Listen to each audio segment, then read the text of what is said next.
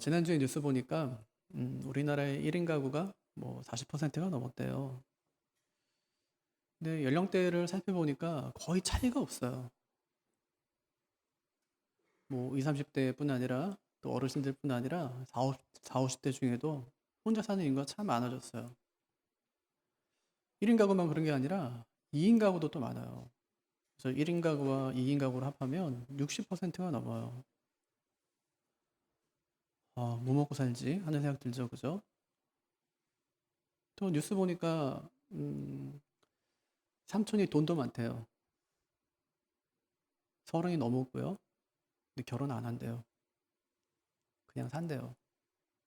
이런 사람들이 점점 늘어나요, 막. 그러니까 혼자서 이제 신앙생활도 해야 되고, 또 가정도 꾸려야 되고, 노후도 준비해야 되고. 그런 사람이 점점 많아졌죠. 그러니까 저는 막 고민되는 거예요. 뭐 앞으로 10년 뒤에, 20년 뒤에 교회는 어떻게 달라질까? 원래 집사 장로를 뽑을 때 자격증이 하나가 가정을 잘 다스리는 자예요. 근데 가정이 없어요. 그럼 어떻게 하죠? 그럼 자격이 안 되는 건가요? 왜 그 당시에는 그런 자격을 넣었을까요?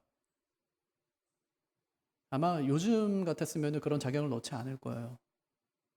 혼자 사는 가구 너무 많기 때문에, 그런데 참 신실하게 하나님 섬기는 사람 많기 때문에, 그러니까 그런 사람들도 역시 뭐 집사의 직분도 받고 장로의 직분도 받아야 되기 때문에. 근데 그 당시에는 너무 문란했어요. 아내가 둘, 셋, 막 넷, 다섯 이런 거예요. 그러니까 한 아내의 남편이 되어서 가정을 잘 다스리는 자, 그런 자가 집사가 되어서 뭐 봉사일도 하고 장로가 되어서 교회를 치리해야 된다. 이렇게 이제 말씀에 명시해 놓은 것이죠. 아마 좀 있으면은 좀 장로의 자격, 집사의 자격도 좀 달라져야 되지 않을까요? 안 그러면은 참 일꾼 찾기가 교회나 참 힘들 것 같은데요. 시대가 달라졌다는 얘기죠. 시대가 달라졌어도 흐르는 원리는 똑같아요. 하나님을 잘 섬기며 살아가는 것이죠. 어, 어떤 분은 주기도문이 참 위험한 기도라고 이야기도 해요. 왜냐하면 하나님 나라 위해서 또 하나님 위해서 그의 뜻을 위해서 자기의 생명을 또 삶을 다 바쳐야 되기 때문에 위험하다. 그뿐 아니라 뭐 일용할 양식도 그렇고 자기의 죄의 문제도 그렇고 또 시험에 드는 문제 또 하나님께 영광 돌리며 살아가는 모든 문제가 이 안에 다 담겨 있는 거예요. 하나님을 위한 기도 또 우리를 위한 기도 이렇게 나눠가면서 공동체 안에서 우리가 어떤 일을 해야 되는지 하나님을 어떻게 섬겨야 되는지 이 땅에서 어떻게 살아가야 되는지 무엇을 간구하며 무엇을 구하며 살아가야 되는지 이 기도 안에 오롯이 그냥 다 담겨 있는 것이죠. 그래서 이 기도를 허투루 할 수 없는 것이 우리의 삶의 전반적인 내용들이 이 기도 안에 다 담겨 있기 때문에 이 기도가 우리의 삶의 고백이 되어야 되고 또 기도한 대로 살아내는 그런 은혜가 우리에게 있어야 된다는 말입니다. 제가 요즘에 재미있게 읽었던 책 중에 기도 하나님의 빚으심이라는 책이 있어요. 그 책에 보니까 잘못된 정의가 기도를 어렵게 만든다. 그렇게 썼어요. 그러니까 기도에 대한 잘못된 정의가 기도를 참 어렵게 만든다고 하면서 그 이유를 누가복음 18장에 나오는 이 불의한 재판관의 비유를 들었어요. 그러니까 우리는 그 비유를 딱 읽으면서 어떻게 생각하냐면 그래 부르짖자. 하나님께 완전히 매달려서 진짜 부르짖고 간절히 구하면 하나님이 다 들어주겠지. 불의한 재판관도 저렇게 들어주는데 하나님은 오죽 잘 들어주겠냐. 이런 식으로 이제 해석을 하는 거예요. 그게 잘못된 정의가 기도를 어렵게 만든다는 거예요. 그러면 이제 해야 될 게 뭐냐면 우리가 이제 이렇게 기도하면 안 됩니다 하고 이제 첫 번째 시간에 살펴본 것처럼 그냥 오래 기도해야 하나님께 들으시는 줄 아는 거예요. 누구처럼? 이방인들처럼. 근데 하나님은 그런 분이 아니래요. 그럼 뭘 어떻게 얘기하냐면 1절 말씀에 보면은 이 비유를 말씀하신 이유를 주님께서 말씀하세요.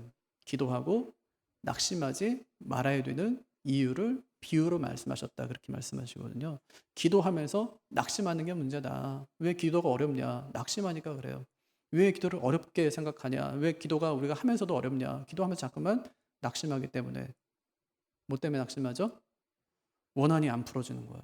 그 7절에 나오는 원한이 안 풀어져요. 기도하면 원한이 좀 풀어지고 문제가 해결돼야 되는데 그게 안 풀어져요. 근데 그거는 거기까지만 봐서 그렇고 그 뒤에 보면 하물며 뭐뭐 하지 않겠느냐는 말씀이 나와요.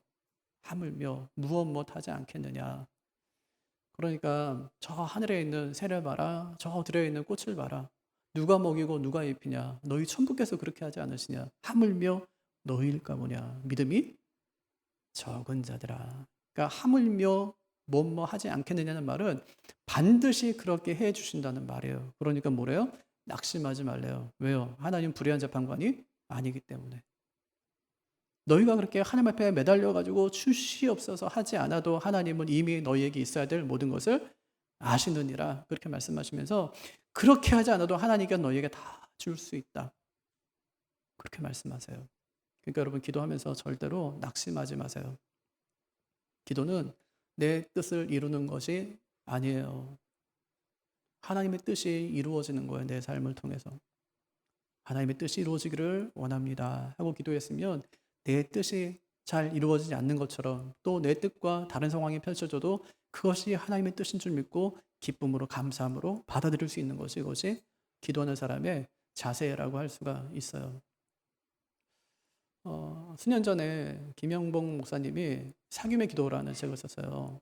스테디셀러가 됐죠. 많은 사람들에게 읽혔어요. 우린 기도를 정의할 때부터 사귐이다 이렇게 얘기하거든요. 근데 실제로 우리의 기도는 어떠냐? 사귐이냐? 그렇지 않아요. 그건 뭐냐? 협상이에요. 뭐냐면 면접 보는 거예요. 하나님 앞에서. 면접을 잘 보고 통과하면 하나님 응답하는 거고 면접에서 탈락하면 응답하지 않는 거라고 생각해요. 기도를 오래 한 사람은 하나님이 그 기도를 쉽게 들어주고 기도를 오래 하지 않는 사람은 하나님이 들어주지 않는다고 생각하는 거예요. 평소에 기도를 많이 쌓아놨던 사람은 오래 했던 사람은 응답되지만 그렇지 않은 사람은 이제 시작한 사람은 응답되지 않는다고 생각하는 거예요.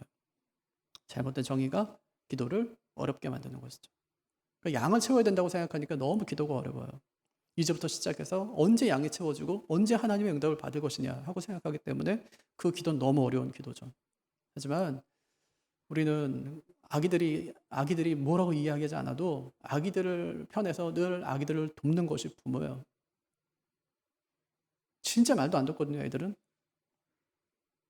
큰다고 뭐 듣나요? 그것도 안 듣지. 근데 애기들은 진짜 뭔지 몰라요. 왜냐면 말귀를 못 알아들으니까.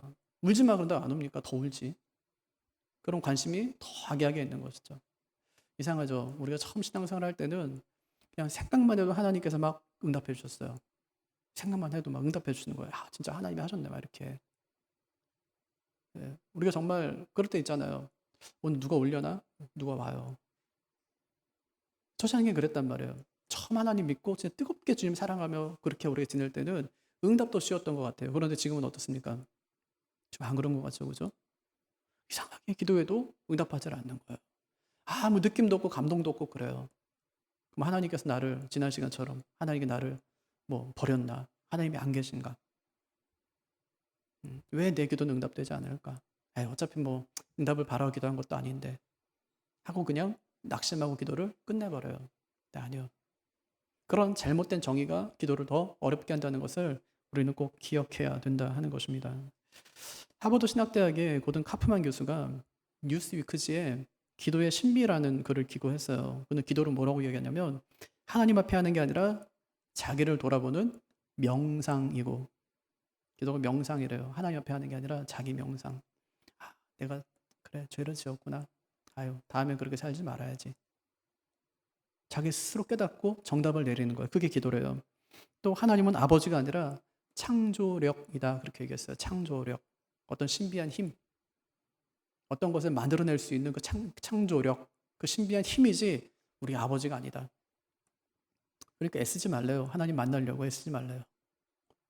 하나님께 뭔가 응답을 따내려고 마치 이웃집 아저씨에게 이야기하듯이 그렇게 하지 말래요. 어차피 하나님은 아버지 아니니까 우리한테 응답도 하지 않는다는 거예요. 그냥 네 자신을 돌아보는 명상으로 너한테 기도가 유익이 되게 해라. 그렇게 기고를 했어요. 기가 막히죠? 아니 신학교 선생님이라니까. 신학교 선생님. 거기서 배워가지고 나와서 목사가 돼야 돼요. 제가 두 가지를 깨달았어요. 아, 신학교 선생님이라고 해도 하나님을 다 알지 못하는구나. 그럼 기도를 어떻게 배울 수 있을까요? 저는 결론이 이래요. 기도는 기도하면서 배우는 거예요. 기도 어떻게 잘할 수 있냐? 기도를 하면서 기도는 배울 수 있는 거예요. 두 번째, 잘못된 정의가 기도를 더 어렵게 만든다 하는 거예요. 예전에는 인사가 뭐냐면 식사하셨어요 하는 게 인사였어요. 그렇죠? 여러분도 그렇게 하셨나요? 좀 아마 이제 연세가 좀 있으신 분들은 어른들을 만나면은 동네에서 만나면 식사하셨어요 그렇게 인사했을 거예요. 또 어른들도 아이들에게 밥 먹었니 하고 인사했어요. 요즘에는 그렇게 인사하는 사람 없어요. 왜냐하면 우리 집을 지금 털면 한 달치 먹을 게 나오거든요. 예. 주방을 털어보십시오. 한 달은 살 수 있어요. 냉장고 어떤 집은 7대가 있대요. 7대가 꽉 차 있는 건 냉장고야. 뭐 마트도 아니고. 그거 어떻게 찾아서 어떻게 꺼내 먹어요 그걸 다. 전쟁 날 뭐 대비해서 그런가요? 전쟁 나면 전기가 안 들어올 텐데 음식 다 상할 텐데 못 먹을 텐데 그거 누가 다 먹으려고 그렇게 많은 거를. 근데 그런 요즘 사람들에게 주님께서 말씀하기를 일용할 양식을 위해 기도하라 그렇게 말씀해요. 좀 안 맞지 않아요? 지금 뭐 냉장고뿐이 아니라 먹을 게 그냥 흐드러졌어요. 뭐 천지 빼까리라고 그냥 많아요. 그런데 뭐라고 하냐면 일용할 양식을 위해서 기도해라 이제 그렇게 말씀하고 계신 거예요. 그래서 옛날에 교부들이 이 기도를 약간 좀 격이 떨어지는 기도다 그렇게 생각했어요. 고상하지 않다는 거예요. 왜냐하면 앞에 있는 세 가지 기도는 너무 고상한데 격조가 있고 하나님을 위해서 기도하고 또 하나님 나라 위해서 기도하고 또 하나님의 뜻이 이루어지기를 기도했어 이 땅에. 근데 갑자기 뚝 떨어지는데 중간이 없어요. 중간이라고 하면 세계 평화와 또 뭐 사람들의 인권과 뭐 환경 보전과 뭐 이런 것들이 있잖아요. 그런 것들이 중간에 좀 들어간 다음에 그 다음에 우리한테 좀 오면 좋겠는데 하늘 이야기를 막 하다가 감동 막 받고 있는데 갑자기 땅에 뚝 떨어지더니 네 끼니 걱정을 하면서 기도해라 그렇게 말씀하시는 거예요. 그러니까 터툴리안이나 시리엘 같은 교부들은 이거는 육적인 양식에 대해 이야기하는 건 아니다. 영적인 양식을 취하고 얻으라고 기도하라는 주님의 말씀이다. 그렇게 이해했어요. 왜냐면 기분이 안 좋으니까 갑자기 격조가 확 떨어지는 것 같으니까. 근데 이에 대해서 칼빈이 뭐라고 이야기하냐면 일용할 양식을 영적인 양식이라고 하는 것은 황당할 정도로 극단적인 것이다. 칼빈의 주장은 요거 밥 끼니 위해서 기도하라고 한 건 맞다 이런 얘기입니다. 주님이 언제 이 기도하라고 말씀하시나요? 11절 보세요. 오늘 우리에게 일용할 양식을 주시옵고 오늘 우리에게 일용할 양식을 달라고 기도하래요. 언제요? 오늘 바로 지금. 지금 기도라는 것은 급하다는 얘기네요. 그죠? 급한 기도다. 또 하나는 중요한 기도구나 이게. 그거 알 수 있죠. 하루 24시간을 의미하는 거예요. 오늘. 그러니까 오늘 아침에 기도했으면 끼니를 위해 기도했으면 내일 아침 전까지 하나님 요 새끼 책임져 주세요 하고 기도하라는 거예요. 누구한테 그렇게 하라고 말씀하시죠? 우리에게. 그러니까 요거는 나에게 해당되는 기도는 아니구나. 요거는 공동체적인 기도구나. 나를 넘어서요. 공동체적인 기도. 그러니까 주기도문에는 사실은 우리라는 말이 굉장히 반복돼서 나타납니다. 그렇죠? 하늘에 계신 우리 아버지 오늘 우리에게 일용할 양식을 주시고 우리가 우리에게 죄 지은 자를 또 우리의 죄를 사하여 우리를 시험에 들게 하지 마시고 우리예요. 그러니까 개인에게도 아니라는 말이에요. 공동체적인 기도가 이 기도라는 것이죠. 일용할 양식을 나에게 달라는 것이 아니라 우리에게 주십시오 하는 거예요. 왜냐하면 그것은 나에게만 필요한 것이 아니라 우리 모두에게 필요한 것이기 때문에 그 기도를 하라는 것이죠. 초대교회가 이 기도 잘 배웠어요. 아주 잘 배웠어요. 그래서 내게 있는 양식을 모두를 위한 양식으로 바꿔요. 사도들 앞에 자기 재산 다 내어놓으면서 같이 쓰지요, 같이 먹지요 그렇게 이야기를 해요. 기도에서 멈춘 것이 아니라 기도를 실천으로 가지고 나아간 것이죠. 어쩌면 이것이 우리에게 일용할 양식을 달라는 의미일지도 모르겠어요. 우리 모두가 함께 우리 교회 성도들이 함께 그렇게 하나님 안에서 그렇게 풍족하게 누리며 살 수 있도록 해주십시오 하는 기도일지도 모르겠어요. 하지만 이거 외에도 다른 의미가 있는데 우리가 이 기도를 통해서 깨닫게 되는 것이 두 가지가 있어요. 첫 번째는 하나님이 나를 살게 하는 분이라는 거예요. 하나님이 나를 살게 하는 분이구나. 이스라엘 백성들이요 애굽에서 나와서 홍해를 건넜어요. 그게 출애굽기 14장 15장에서 막 찬양하기 시작해요. 하나님 정말 놀랍구나 이러면서 홍해를 가르고 바다를 가르고 우리를 생명으로 인도하신 그 하나님을 막 찬송하는 거야. 물에서 건너와서요. 그 건너온 것 때문에 물 때문에 막 찬송하는 거야. 근데 곧장 이어가지고 물이 없어서 막 또 하나님 앞에 항해합니다. 그렇게 한 달 반이 지났어요. 신광야에 이르렀어요. 한 달 반이 지났으니까 먹을 게 없어요. 애굽에서 아무리 갖고 나왔다고 그래도 먹을 게 없어요. 한 달 반 이제 지났으니까. 그래도 막 그때 했던 거 두 가지. 하나, 모세를 원망하고. 두 번째, 애굽에서 먹었던 것을 추억하는 거예요. 그때 우리가 고기가 막 곁에서 부추에다가 마늘에다가 쌈 싸 먹었던 거 막 생각하죠? 이게 뭐냐? 우리 여기서 죽게 하려고 했냐? 애굽에 왜 매장지가 없다냐? 이러면서 모세가 하나님 앞에 기도합니다. 부르짖어. 출애굽기 보면 참 부르짖는다는 말이 많이 나와요. 부르짖어. 그랬더니 하나님께서 그들에게 응답하세요. 내가 너희를 위해 하늘에서 양식을 비같이 내리겠다. 첫 번째. 두 번째, 일용할 양식을 날마다 거두라. 다음날 아침에요. 그 이슬이 막 내리잖아요. 이슬 내릴 때 만나가 같이 내려 있으라고.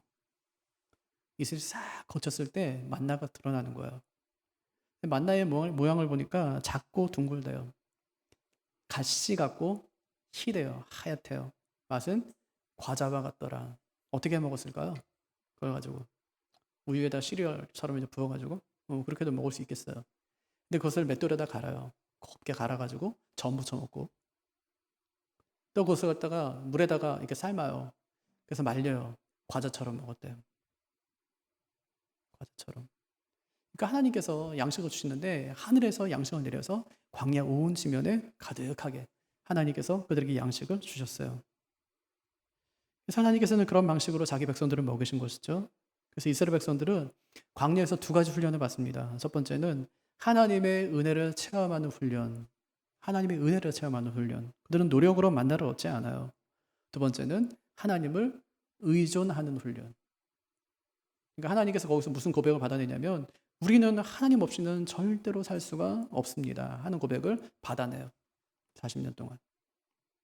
우리는 하나님 없이는 절대로 살 수 없습니다. 17장에 보면 아말렉이 공격해오죠. 뭐 당연한 거예요. 자기 땅에 들어왔으니까 당연히 공격해 와야죠. 싸울 사람이 없어요. 그랬더니 모세가 아론과 훌을 데리고 산꼭대기에 올라가서 손을 들어요. 하나님, 우리는 할 수 없습니다 하고 할 때 하나님께 전쟁에서 승리하게 하시죠. 그 훈련을 하나님이 계속해서 그들에게 시키시는 것입니다. 그럼 우리의 착각이 있어요. 내가 벌어서 내가 먹는 거지. 내가 벌어서 내가 먹는 거지. 그런데 그렇지 않아요. 하나님이 생명을 주셨기 때문에 먹을 수 있는 것이죠. 예전에 어느 권사님 댁에 신방을 갔는데 이제 좀 먹고 살만해요. 억울한 거야 막. 왜 억울하냐면 이제 좀 먹고 살만한데 건강이 나빠져서 먹을 수가 없어요. 너무 아파서 먹을 수가 없으니까 목사님 너무 억울해요 그러더라고요. 먹을 수 없는 게 너무 서럽고 억울하대. 이제 뭐든지 사 먹을 수 있고 맛있는 거 좀 먹을 수 있는데 건강이 갑자기 안 좋아지니까 먹을 수가 없대요. 아무리 돈이 많으면 뭐 하냐는 거예요. 먹을 수가 없는데. 먹을 수 있는 것이 은혜예요. 돈이 있다고 먹는 거 아니에요. 하나님이 먹게 하시니까 먹을 수 있는 거죠. 건강 주시니까, 생명 주시니까 먹을 수 있는 것이죠. 하나님께서 일용할 양식을 주옵소서 하고 기도하라고 말씀하세요. 하나님은 실제로 40년 동안 쉬지 않고 이스라엘을 먹이십니다. 그럼 만약에 하나님께서 한 이틀 정도 먹이기를 중단했다고 생각해 보세요. 광야에서. 그냥 하나님께서 그냥 나 오늘 휴가 이렇게 하면서 이틀 동안 쉬신 거예요. 그러면 이스라엘은 어떻게 됐을까요? 그 기간 동안 이스라엘 전체가 다 굶는 것입니다.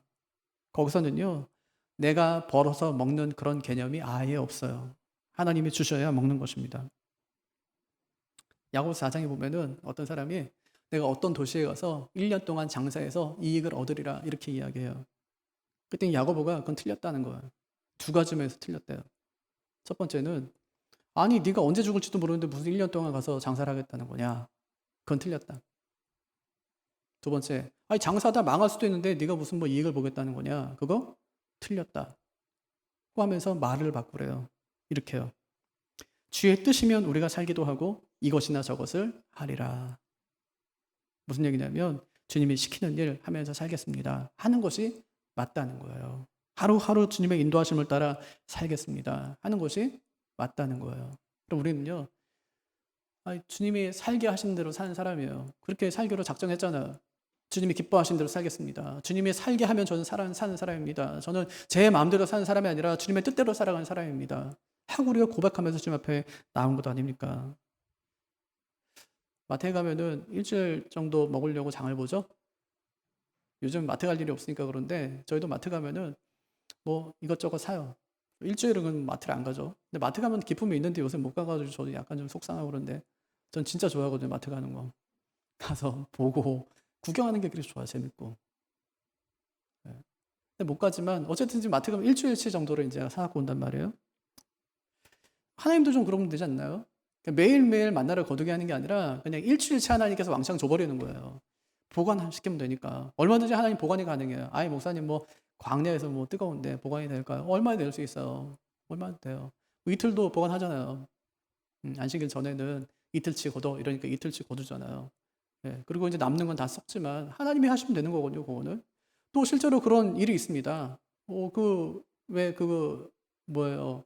언약궤 만들고 안에다가 만나 집어넣어 했을 때 만나 상하지 않잖아요. 얼마든지 보관이 가능하거든요. 근데 하나님께서 그렇게 하지 않는 거예요.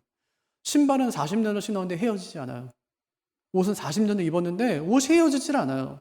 근데 유독 하나님께서 만나면은 매일 거더라 그렇게 말씀하시는 거예요. 왜 그랬을까요? 그 대답이 신명기 8장에 나옵니다. 3절에 보면 너를 낮추시며 너를 줄이게 하시며 또 너도 알지 못하며 내 조상들도 알지 못하던 만나를 내게 먹이신 거. 여태까지 한 번도 이런 일이 없었다는 거예요. 근데 그 만나를 너에게 먹이신 것은 사람이 떡으로만 사는 것이 아니요 여호와 입에서 나오는 모든 말씀으로 사는 줄을 내가 알게 하려 함이라 그렇게 말씀하세요. 왜 그렇죠? 왜 만나를 매일 거두게 한다고요? 두 가지 알려주니까. 첫 번째는 너희는 떡의 힘만으로는 살 수 있는 존재가 아니다. 떡을 부정하는 게 아니에요. 떡 필요해요. 근데 떡으로만 살아는 안 된다는 거. 떡만으로 너희 사는 존재가 아니다. 두 번째, 거기다가 하나님 말씀을 더해야 된다. 이렇게 말씀하셨어요. 그러니까 만약에 하나님께서 떡은 부정한 거야. 말씀은 뭐 거룩한 거지. 이렇게 했으면 이원론이니까 이건 맞지 않아요. 근데 떡만은 안 돼. 거기다가 플러스 말씀을 더해야지. 그렇게 말씀하신 거야. 예. 이것을 보여주는 것이 예수님의 시험과 사마리아 여인과의 예수님의 대화잖아요. 예수님이 40일 동안 금식하게 됐어요. 공생애를 시작하기 전에. 세례받고 그다음에 40일. 40일 내내 마귀가 계속 예수님을 시험하는 거예요. 딱 3번 뭐 마지막에 한 게 아니라 40일 내내 계속 시험해요. 그 시험이 뭐였냐면 배고프니까 이 돌들로 떡덩이가 되게 해서 먹어라. 그때 주님께서 하신 말씀이 오늘 말씀이에요. 신명기 8장 3절 말씀을 인용하시면서 사람이 떡으로만 사는 게 아니다. 여호와 입에서 나오는 모든 말씀으로 사는 것이다. 예수님이 뭐에 뭘 더하죠? 맞아, 네 말대로 나 지금 배고파 떡이 필요하지만 그런데 나는 그것만으로 사는 사람 아니라 하나님의 입에서 나오는 말씀으로 사는 사람이다. 예수님께서 그렇게 말씀하시고 시험을 이기세요. 예수님이 이제 그 사마리아를 지나게 됐어요. 근데 배가 너무 고파요. 그래서 우물가에 앉아가지고 예수님을 쉬시고 제자들이 먹을 것을 구하러 갔어요. 그때 이제 사마리아에 예수님께 찾아오죠. 예수님과 이런저런 얘기를 많이 하는 거예요. 그래서 자기가 메시아를 만났다 이렇게 이제 하면서 물동이로 버려두고 마을로 쫓아 들어가고 그때 이제 음식을 사러 갔던 그 제자들이 돌아오죠. 그리고 이제 예수님 이것 좀 드세요 하니까 예수님이 그때 했던 말이 뭐냐면 안 먹는데요. 내게는 너희가 알지 못하는 먹을 양식이 있느니라. 내게는 너희가 알지 못하는 먹을 양식이 있다. 그렇게 말씀하시죠. 그 양식은 뭘까요? 하나님 말씀. 여러분 떡도 필요해요. 하지만 떡만 위해 살면 안 돼요. 돈 필요해요. 하지만 돈만 위해 살면 안 돼요. 우리 아이들이 나중에 부자 돼서 살아갔으면 좋겠죠. 좋은 집에 살고 좋은 차 타고 그다음에 여행도 좀 잘 다니고 만부 누리며 살아가면 좋겠죠. 저도 이제 그렇게 살면 좋겠어요. 우리 성도들이 우리 또 교회에 있는 우리 아이들 자녀들이 그렇게 잘 됐으면 좋겠어요. 하지만 그것만 하면 안 돼요. 거기다 하나를 더 더해야 돼요. 그게 뭐냐면 하나님의 말씀. 하나님 말씀. 떡과 말씀이 함께 가야 돼요. 그게 이제 일용할 양식을 통해서 우리에게 보여주고자 하는 하나님의 의도라고요. 그래서 그것을 잊지 말라고 상막을 만들 때 언약궤 안에다가 만나를 담은 항아리를 함께 넣게 하십니다. 그 넣은 이유를 이렇게 말해요. 출애굽기 16장 32절. 모세가 이르되 여호와께서 이같이 명령하시기를 이것을 오멜에 채워서 너희의 대대 후손을 위하여 간수하라. 누구 위해서요? 너희의 대대 후손을 위해서 간수하래요. 이는 내가 너희를 애굽 땅에서 인도하여 낼 때에 광야에서 너희에게 먹인 양식을 그들에게 보이기 위함이라. 간수하래. 왜냐하면 광야에서 내가 너희를 어떻게 먹여 살렸는지를 그것을 통해서 보여줘라 이렇게 말하는 거예요. 누구한테요? 그들의 후손들에게. 왜 보이라고요? 하나님이 누구신지를 똑똑히 하려고. 하나님께서 너희 조상들을 어떻게 인도해 왔는지를 알라고. 그렇다면 너희도 어떻게 하나님께서 인도하실 줄을 너희가 믿으라고 하나님께서 그렇게 하신 거라 이제 그 말입니다. 우리를 살게 하는 분이 하나님이시라는 말이에요. 그래서 우리에게도 일용할 양식을 달라고 기도해라. 그렇게 말씀하세요. 너희를 살게 하는 분이 나임을 잊지 말고 살라는 주님의 말씀이시죠. 그것이 네 번째 간구를 하라고 하신 첫 번째 이유예요. 우리를 살게 하시는 분이 하나님이시구나 하는 것을 깨닫게 하는 거예요. 두 번째 이유는 뭘까요? 우리가 매일 하나님의 은혜 안에 살아야 된다는 것입니다. 사람이 참 이상한 게요. 매일 반복하지 않으면 잊어버려요. 기도도 그렇거든요. 그럼 저는 처음에 운전 이제 할 때 초보 있잖아요. 그때 운전대만 잡으면 기도했어요. 하나님 정말 사고 나지 않게 잘 가게 해주세요. 네. 그리고 자동차와 제가 한 몸이 되어서 움직일 수 있게 막 이렇게 막 기도가 갔거든요. 근데 어느 날은 기도하고 나면은 진짜 자동차와 제가 한 몸이 된 것 같아요. 그날 또 운전도 잘 돼요. 근데 어느 날 기도했는데도 이게 이상하게 이제 막 떨어져 있는 것 같아요. 자동차는 자동차고 저는 저고. 그래서 한 번은 동생한테 물어봤어요. 야, 내가 운전할 때 자동차와 내가 한 몸이 돼야 되지? 그랬더니 걔가 이상한데 이렇게 하더라고요. 그러면서 나중에는 그래, 그럼 좋지 이러더라고요. 그래야 돼가 아니라 그럼 좋지라는 말이 약간 좀 이상했어요. 아니, 그래야지 운전이 잘 되는 거 아닌가? 익숙해지고 나니까 핸들을 딱 잡을 때 기도하는 게 아니라 그냥 악셀부터 쫙 밟고 갑니다. 더 이상 기도하지 않아요. 익숙해지니까. 여러분 어떠신지 모르겠어요. 새벽 기도 나오려고 아침에 차를 딱 탔는데 그때 딱 기도하고 걸어가기도 하고 하나님 제가 지금 새벽 기도 가는데 운전 잘하고 갈 수 있도록 해주십시오. 매일 그렇게 기도하시나요? 아마 쉽지 않을 거예요. 요즘에 또 제가 한 손으로 운전합니다. 놀랍죠? 한 손으로 막. 그럼 옆에 있던 우리 아이들이 그래요. 아빠 한 손 더 잡으라고. 위험하다고. 그러다가 만약에 사고라도 나면 어떨까요? 작은 사고라도 나면 아 이게 내가 하는 게 아니구나 깨닫겠죠? 그 다음부터 더 주의하고 기도하면서 맡기고 운전하게 될 거예요. 오늘 말씀은요. 그때 정신 차리지 말고 하나님의 은혜 안에 머물 때 그때 하나님께 더욱더 기도하며 그렇게 살라는 그 말씀이에요. 여러분 우리가 하나님의 은혜를 언제 가장 많이 깨달을까요? 저는요. 밥 먹을 때예요. 밥 먹을 때. 그때만큼 정말 진심이잖아요. 요즘 사람들 그러대요. 먹는 거 좋아하니까 자기 진짜 밥에 대해서는 정말 진심이라면서 그렇게 얘기해요. 근데 밥에 대해서 진심이라면 그 식사 기도에 대해서 정말 진심이 돼야 된단 말이에요. 여러분은 식사 기도 어떻게 하고 계세요? 저 어릴 때 이제 식사 기도를 하잖아요. 그럼 아버지가 가끔 이때 했던 말이 있어요. 아이 기도가 뭐 그래. 긍정적이진 않죠. 야, 기도가 뭐 그래. 무슨 얘기냐면 너무 짧게 하니까. 무슨 기도를 눈만 감고 뜨냐. 그렇게 말씀하셨어요. 네. 다른 기도도 마찬가지지만 식사 기도는 정말 바르게 해야 합니다. 왜냐하면 식사 기도는 이 밥은 내 돈으로 내 힘으로 먹는 것이 아닙니다. 하나님께서 건강과 물질을 주셔서 먹습니다. 하나님 잘 먹겠습니다. 감사합니다. 아니 밥 먹는 게 정말 신앙 고백이에요. 나를 먹여 살리는 분이 하나님이시라는 신앙 고백이에요. 그래서 부모는 식탁에서 자녀들에게 기도를 잘 가르쳐야 돼요. 이 밥은 엄마 아빠가 주는 게 아니야. 아빠가 돈 벌어서 너희에게 주는 것 아니야. 하나님이 주시는 거야. 이제 가르쳐야 되는 거죠. 그래서 우리가 식탁에 앉아서 함께 식사할 수 있다는 것이 하나님의 은혜임을 아이들에게 꼭 가르쳐야 합니다. 여러분 왜 일용할 양식이 하나님께서 베푸시는 은혜일까요? 요한복음 6장에 보면 오병이어에서 나오거든요. 놀라운 기적이었어요. 막 정말 수많은 사람들이 예수님의 기적을 다 경험했어요. 예수님 먹여주는 거 막 다 경험했거든요. 그 다음날 예수님께서는 가버나움에 계셨어요. 근데 거기까지 많은 사람이 쫓아온 거예요. 그들이 예수님을 처음 만나자마자 했던 말이 뭐냐면 예수님 언제 오셨어요? 그래요. 예수님께서 하신 말씀이 긍정적인 게 아니라 너희가 나에게 찾아온 것은 내가 어저께 너희에게 뭘 먹였기 때문이다. 이제 그렇게 말씀하시면서 막 대화가 이어져요. 그러면서 예수님께서 거기서 놀라운 가르침을 주세요. 만나에 대한 교훈을 주시는데 뭐라고 하시냐면 주님이 자신을 생명의 떡이라고 말씀하시는 거예요. 내가 생명의 떡이다. 그렇게 말씀하세요. 구약에 만나는 나를 예표하는 것이다. 그리고 결정적인 말, 나를 먹어라. 그렇게 말씀하세요. 나를 먹어라. 나를 먹는 자는 결코 줄이지 않을 것이다. 그리고 시간이 좀 지났어요. 추유 만찬 때 제자들에게 예수님께서 떡을 떼어주세요. 그 식탁은 뭐 황홀한 식탁은 아니거든요. 일반 아주 평범한 식탁이었어요. 유대인들은 일상적으로 먹는 식탁이었어요. 그 빵을 떼어주시는 거예요. 이것을 받아 먹으래요. 이것은 내가 너희에게 주는 내 몸이다. 그렇게 말씀하세요. 포도주를 주세요. 이것을 마시래요. 이것은 내가 너희에게 주는 내 피다. 그렇게 말씀하세요. 그리고 앞으로 이것을 먹을 때마다, 먹고 마실 때마다 나를 기억해라. 일용할 양식은 단순히 우리에게 필요한 밥이 아니에요. 일용할 양식은 예수님이에요. 예수님은 우리에게 먹이로 주기 위해서 이 땅에 오신 분이세요. 사르스란 표현이 육체, 고기란 뜻이에요. 고기로 오셨어요. 우리를 먹이기 위해서, 자신을 주기 위해서 있으니까 이 땅에 오신 거예요. 그래서 매일 구하래요.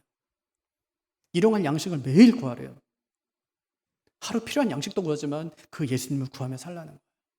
너를 진짜 살게 하는 것은 이 밥이 아니래요. 밥만이 아니래요. 밥 때문에 너희가 사는 것 같지만 그게 아니래요. 진짜 너희를 살아가게 하는 것은 말씀이신 그 예수께서 너희를 살게 하는 것이다. 그렇게 말씀하세요. 그 예수를 구할 것을 우리 주님께서 말씀하고 계신 것이죠. 그래서 식사 기도할 때마다 단순히 이 밥을 주신 것에 대해서 감사하는 것이 아니라 나를 살게 하신 분이 하나님이십니다.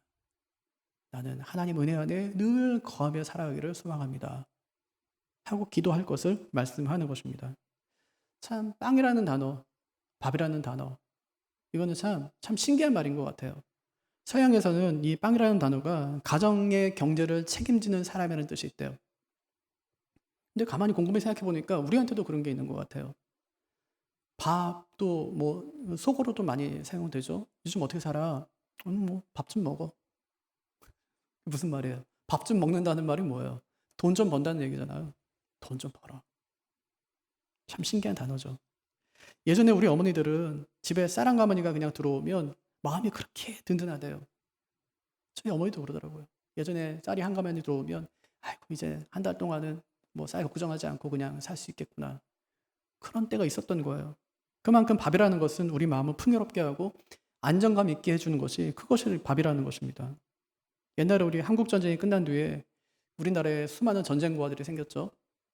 고아들이 많은 만큼 또 구호단체에서 많이 또 들어왔어요. 그래서 구호활동에 참여한 어떤 사람이 고아원에 있던 아이들에게 문제점 하나를 발견했대요. 그 아이들에게 늘 식사가 제공될 거 아닙니까? 그런데 그럼에도 불구하고 아이들이 늘 밤마다 불안해하더래요. 그게 왜 그런가 봤더니 다음날 먹을 게 없으면 어떻게 하지 하는 불안감이 아이들에게 있는 거예요. 그래서 그분이 이것을 해결하기 위해서 부모들에게 아이들이 잠자리에 들 때 손에 빵 한 조각씩 쥐어줄 것을 요청했어요. 먹으라고 주는 것이 아니라 단지 잠에서 그냥 손에 그냥 갖고 있으라고. 마치 우리 아이들이 잘 때 그냥 이 인형 이게 끌어안고 마음의 안정을 누리고 자는 것처럼 그렇게 내일 내가 먹을 게 있구나 하는 마음을 아이들이 갖고 편안하게 잘 수 있도록 그렇게 해주라는 거예요. 그 덕분에 아이들의 불안감이 사라지고 잠을 잘 잘 수 있게 되었다고 합니다. 여러분 우리는요. 오늘 먹을 양식이 있다는 데서 안도감을 느껴요. 그리고 오늘을 먹이신 하나님께서 내일도 먹이실 것이라는 그 믿음 앞에서 하나님을 더욱더 신뢰하며 살아갈 수 있게 되는 것이죠. 일용할 양식을 달라고 하는 건 부자 되게 해주세요 하는 말이 아니에요. 하나님이 매일 채우실 것을 믿는 것이고 우리의 필요를 하나님께 아뢰을 것을 권면하는 말씀입니다. 그래서 우리는 이 기도 통해서 두 가지 배울 수 있어요. 첫째, 나를 살게 하는 분이 하나님이십니다. 나는 하나님의 은혜로 살아가는 사람입니다. 이 두 가지 배울 수 있는 것이죠. 우리는 내 힘으로 밥을 먹는 사람이 절대로 아닙니다. 내가 땀 흘려 번 돈으로 사는 사람이 아니라 하나님의 은혜로 사는 사람임을 고백하게 하는 기도가 바로 이 기도입니다. 그것을 신뢰하는 기도가 주님이 가르쳐준 네 번째 기도라는 말이죠. 그래서 오늘도 우리에게 일용할 양식을 주실 그 주님을 바라보시고 또 그에게서 흘러나오는 그 은혜로 말미암아 늘 배불리며 살아갈 수 있는 우리 모두가 되기를 주님의 이름으로 축복합니다. 예.